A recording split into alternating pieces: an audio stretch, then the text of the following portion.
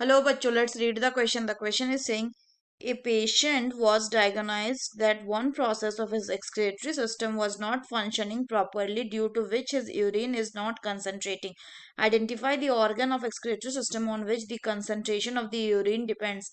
A में है collecting duct, B में है Bowman's capsule, C में है length of loop of Henle and D में है proximal convoluted tubule. तो आइए देखते हैं हम इसका की कंसेप्ट।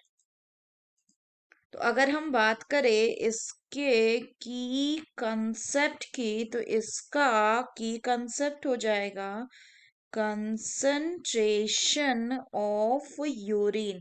Concentration of urine. तो अगर हम यूरिन के कंसंट्रेशन की बात करें तो होता क्या है कि मैमल्स के पास एबिलिटी होती है किस चीज की, टू प्रोड्यूस कंसंट्रेटेड यूरिन। इसमें कौन मेन रोल प्ले करता है? इसमें मेन रोल प्ले करता है हैनलेज लूप एंड वासा रेक्टा। तो होता क्या है कि जो फिल्ट्रेट है वो फ्लो करता है किसमें? हैनलेज लूप में, इन अपोजिट डायरेक्शन में, और इसलिए ये क्या बनाता है?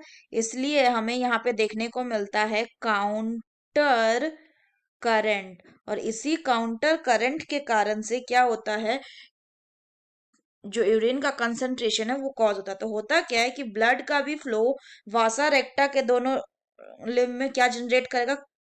Counter current. और यही काउंटर करंट हेल्प करता है किसमें? In maintaining and increasing the osmolarity. ये क्या करता है? It helps in maintaining and increasing the osmolarity and osmolarity towards कहाँ पे? towards the inner medullary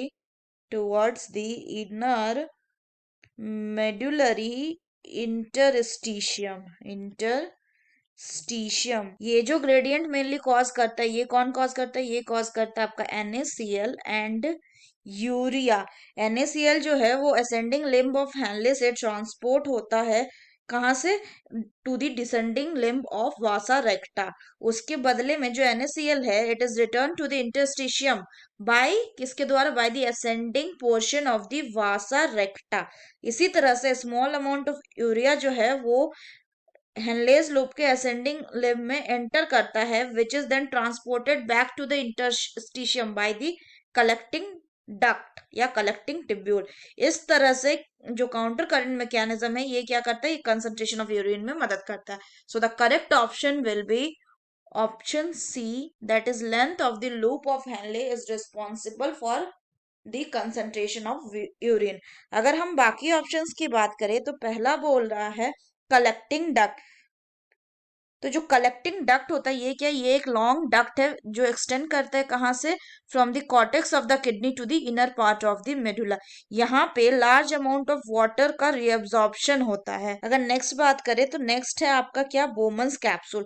तो बोमन्स कैप्सूल क्या है? ये एक कप लाइक स्ट्रक्चर है जिसके लेयर्स में क्या प्रेजेंट होता है? पोडोसाइट्स प्रेजेंट होता है, जिससे कि ग्लोमेरुलर फिल्ट्रेट इंटर करता है।